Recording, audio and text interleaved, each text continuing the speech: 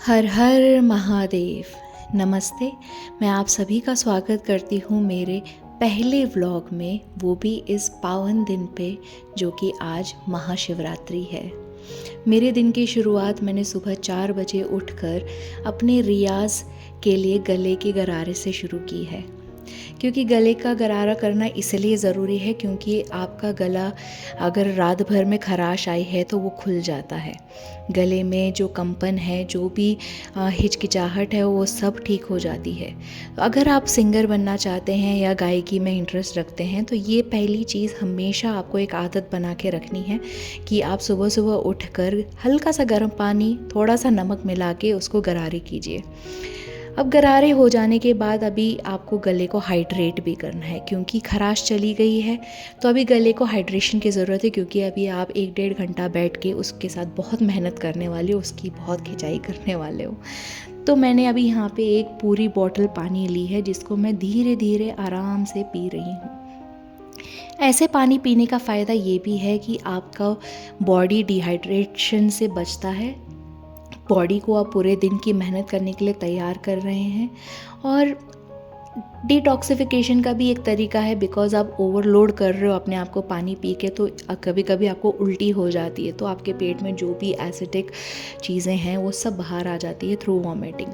और अब सबसे अच्छा चीज़ है पानी पीना, तो उसके से कोई नुकसान तो होता नहीं है। अब मैं आ गई हूँ रियाज़ शुरू करने के लिए, जहाँ मैं ब्रीदिंग एक्सरसाइज करते करते देवी माँ सरस्वती को याद करती हूँ और मैं माता रानी से आशीर्वाद मांगती हूँ कि उन्होंने जो मुझे कला दी है मैं उसके साथ पूरी मेहनत के साथ आगे बढ़ूँ, उनका आशीर्वाद बना रहे मेरे साथ। उसी के साथ साथ मैं डीप ब्रीदिंग कर रही हूँ, जहाँ मैं लंबी सांस लेके धीरे धीरे धीरे उसे छोड़ रही हूँ।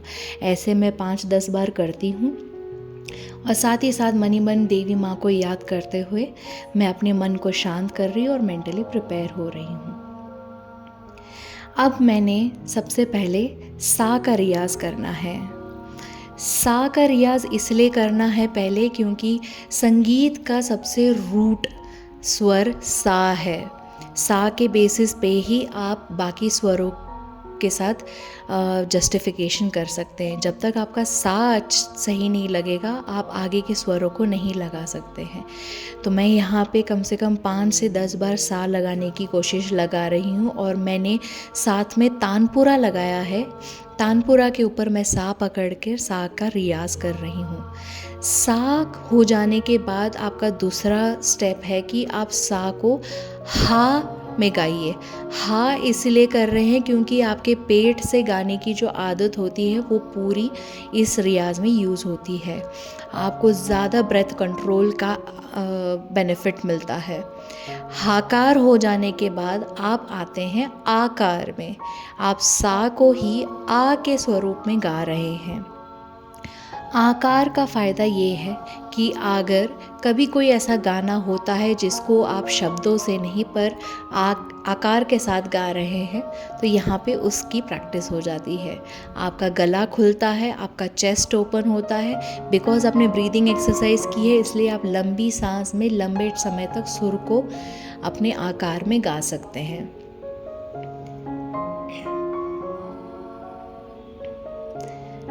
अब मैं कर रही हूँ ओमकार का रियाज़। ओमकार 5 उच्चारणों में गा रही हूँ मैं। अ, उ, ओ, औंग, म। ये 5 उच्चारण से मैं ओमकार का रियाज़ कर रही हूँ। इससे भी हमारे वोकल हेल्प होती है और हमारे जो प्रोनंसिएशंस हैं वो भी सही हो जाते हैं। अब मैंने शुरुआत कर दी है मंद्र सप्तक यानी लोअर ऑक्टेव्स की प्रैक्टिस।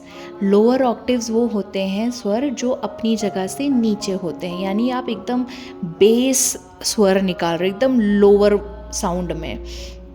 इससे फ़ायदा ये होता है कि आप जितना धीमी और भारी आवाज़ अपनी निकालते हैं तो ऊंचे स्वर लगाने के लिए आपका गला खुल जाता है। यहाँ पे मैं सा नी ध प म का मैं रियाज़ कर रही हूँ लोअर ऑक्टेव्स में। सुनाई देने में शायद सुरीला ना लगे, लेकिन इसके फ़ायदे तभी आएंगे जब आप काफ़ी समय इसकी प्रैक्टिस करके अपने आप को स्टेज पे परफॉर्म करता देखेंगे। यहाँ पे मैं म और प दोनों तक पहुँचने की कोशिश कर रही हूँ और मुझे लग रहा है मैं ठीक कर रही हूँ, बट कभी भी अपने आप को ऐसा ना समझें कि आप सही कर रहे हैं। आप हमेशा एक सीखने की जर्नी में हैं, कभी आप एक दिन में सब कुछ नहीं सीख सकते हैं। मेरी पूरी कोशिश चल रही है कि मैं यहाँ पे सारे ग म प ध नि सा का सही तरह से रियाज़ करूँ।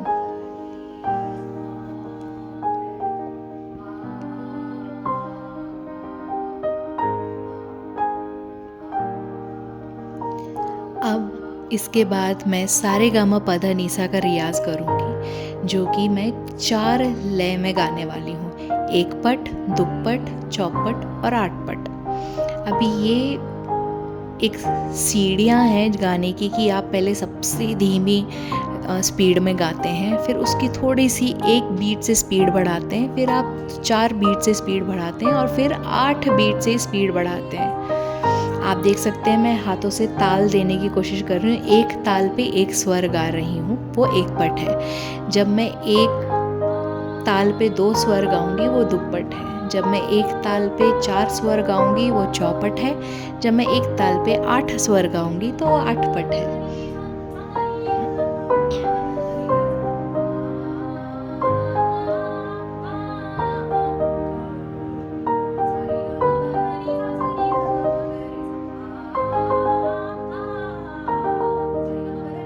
चार बजे आप उठे हैं तो हो सकता है कि आप रियाज़ करते करते थोड़ी यॉर्निंग भी कर लें, तो ये नेचुरल है, क्योंकि आपकी बॉडी प्रिपेयर्ड नहीं है इतनी सुबह उठने की, तो फिर मेरी थोड़ी सी यॉर्निंग निकल रही है।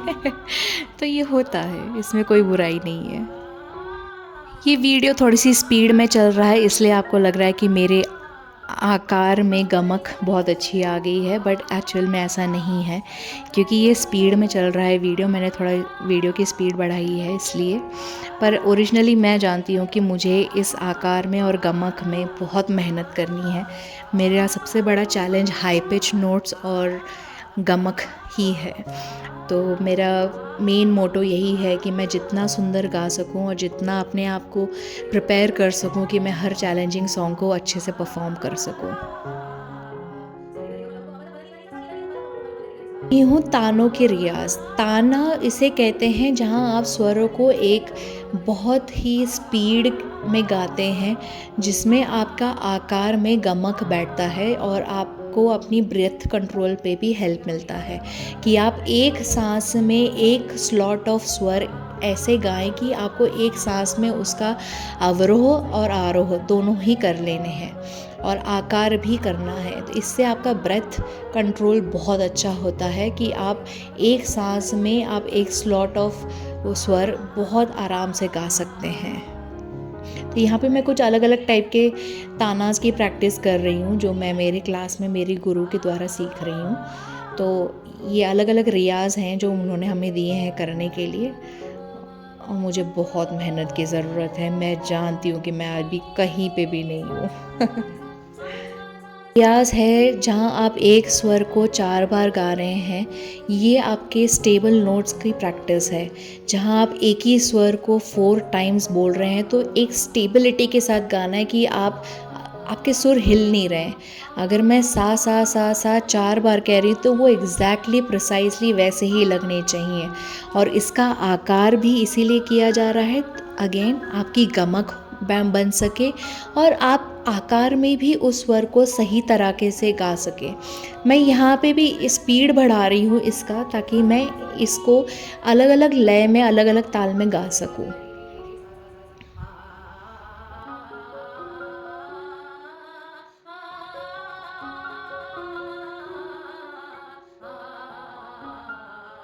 रियाज़ की इतनी मेहनत कर ली है कि मेरी बॉडी के सारे नर्व्स एंड सेंसेस पूरी तरह से खुल गए हैं, और मुझे और एनर्जेटिक और रिफ़्रेशिंग फ़ील करने के लिए अभी मैं ये आइस वाटर फेस डिप कर रही हूँ, बिकॉज़ ये आपके स्किन के लिए बहुत अच्छा होता है और मेंटल पीस के लिए बहुत अच्छा होता है। क्योंकि मेरी एक बहुत बुरी आदत है कि मैं एक ओवर थिंकर हूँ और मेरे को बहुत ज़्यादा एंजाइटी होती है कि छोटी छोटी सिचुएशंस पे मैं बहुत ज़्यादा स्ट्रेस ले लेती हूँ, बुरा मान जाती हूँ, टेंशन ले लेती हूँ। एंड मुझे लगता है कि अगर स्ट्रेस में अपने आप अपना खून जलाने से अच्छा मैं आइस बेथिंग करके या आइस फेस डिपिंग करके अपने आप को रिफ़्रेशिंग फ़ील कराऊँ, मेरी स्किन को उसकी क्रेडिट वर्दी ब्यूटी दे दूँ। इसलिए मैंने अभी आइस डिप किया है और मुझे बहुत अच्छा लग रहा है। मेरे को ऐसा लग रहा है कि मैं अभी बहुत ही ज़्यादा रिफ़्रेश्ड हो गई हूँ। और अब आता है सबसे प्यारा मोमेंट इस सुबह का,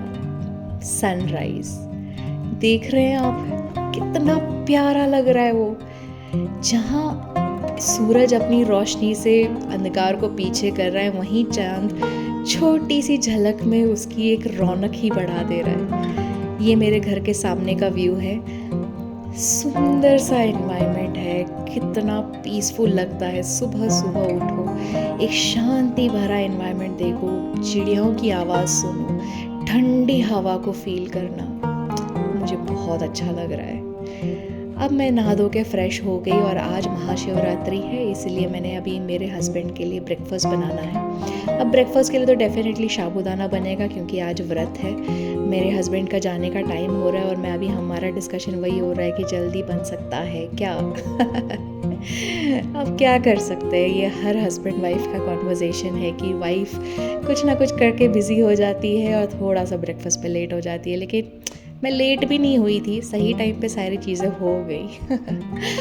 गैस एक बार गर्म हो जाए तो फटाफट बना भी दूँ, लेकिन गलती मेरी नहीं है, गैस की गलती है।